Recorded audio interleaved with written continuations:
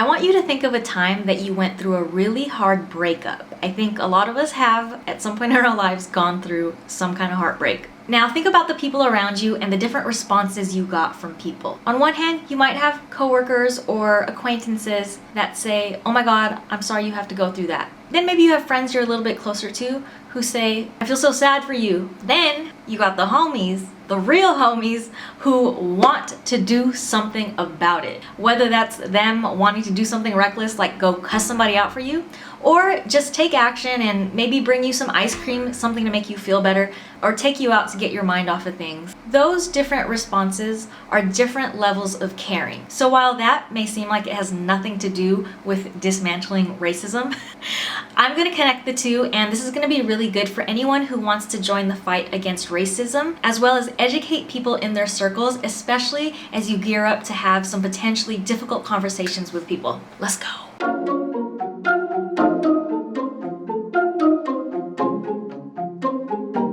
What up? My name is Lisa, also known as Lil Mocc, and I talk about the shit they don't teach you in school. Today's topic, racism. So if you're watching this, my assumption is that you care, you want to help the fight against racism, you're trying to educate yourself as much as you can, read things, talk to people, and then take action, which is amazing. This video will still benefit you because it's just another tool as you have conversations with other people to help educate them and help other people move to action. So in this beautiful diagram, I want to talk about the difference between sympathy, empathy, and compassion, and how those things relate both to just being a good friend as well as dismantling racism. When you break it down to human values, morals that most people do actually have, it starts to make sense why, if you actually care to join the fight against systemic racism, why you can't just turn it on and off. You're a shitty friend if you just decide on Tuesdays that you don't give a about your friend. Similarly, for the fight against racism, I'm not saying you have to go out and protest 5 hours a day every day, but I'm saying that it has to be incorporated into who you are. So if you as a person are anti-racist, you definitely won't be ignorant to racism, but you won't also just be sympathetic or empathetic and feel bad for Black people. You actually have to feel bad enough that you're moved to take action. So that's the parallel between the two in my eyes, so I'm gonna take you through each step. So in just moving through these various stages, the first thing that has to happen is that you have to be aware that there's a problem. If you have a friend who just went through a breakup or who lost a loved one, you have to first be aware of it. There's two things you can do after you're aware. You can care and you can not care. Now, if you do care, this is where we come into the different levels of caring. So sympathy is important. It shows someone that you care because in your mind, you care enough to show them sympathy.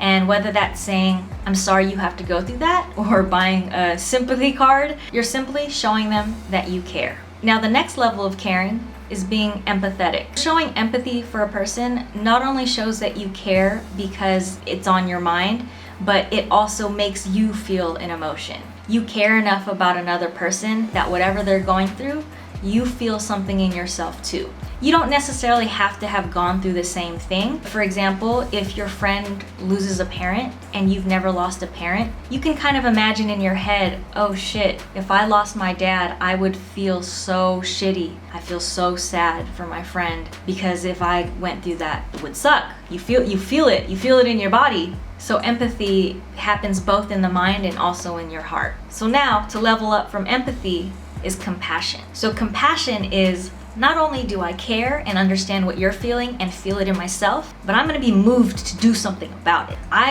have compassion for my friend who's going through a tough breakup, that I am going to call them and talk to them, cheer them up, bring them some cookies because it might make them feel better, check in on them regularly because I wanna make sure that they're good. It's not just caring in your mind and in your heart, but caring enough to take action. From that, as you can see, you can relate this now to where we're at in the fight against racism. So personally, I've always been a fan of diverse friend groups and gaining different perspectives from so many people, different walks of life, different race, different genders, different sexual orientations, everything. In my own family, and I'm Filipino, we have white people, Black people. I grew up in a town that was over 85% Mexican, and I've always tried to incorporate a sense of awareness in my life about how different people go through different things, and I care about it. it. I care enough to learn. I care enough to educate. If you're aware that something exists, like racism, you can either care or you can not care. So I think where we're at now, we absolutely have a critical mass of people who are aware. I think people have been aware for years,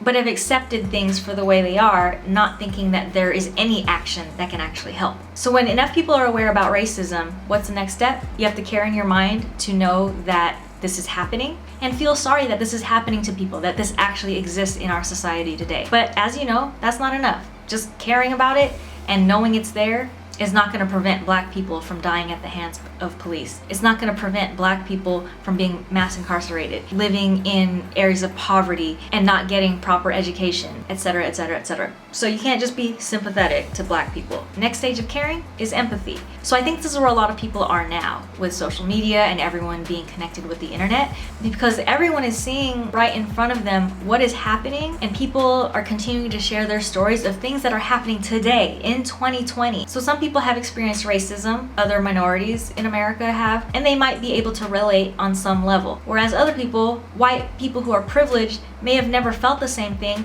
but with all these resources and hearing all these stories, may now feel pain for Black people. Not only are people just aware of it in their mind, they're aware of it and they care. They feel something. They feel something about it. But again, is that enough to dismantle racism? No, you actually have to take action. So that's where compassion comes in. Caring enough that you will be motivated to take action. This is caring so much and feeling it so much that you know this cannot exist in our society, otherwise we will never be equal and be able to experience life to the fullest like we believe Americans should. Once you have compassion about the topic of racism, you're going to be motivated and moved to do something about it. So essentially, this is a longer explanation of what people have been tossing around in the last couple of months. It's not enough to just be not racist. You have to be anti-racist. Because if you're just aware of racism and you're sympathetic towards racism and you're empathetic to Black people who have to deal with racism, that equates to you as an individual not being racist.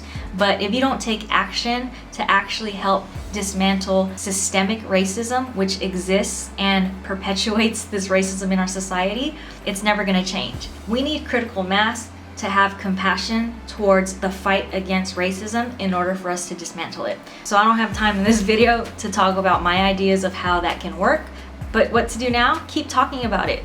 Black Lives Matter is not just this moment in time because we're all quarantined. It is gonna be an ongoing conversation for the rest of our lifetimes, to be honest, but let's see what we can do in this lifetime to move things forward. Alright, so that's all I have for today. So make sure you subscribe, hit the like button if you liked this video, and stay tuned for more. Peace out. No capital, yeah, that's big fat. I'm in the mall with a big bag. If I fall off, I'ma get back. I did it before, yeah, that's big facts.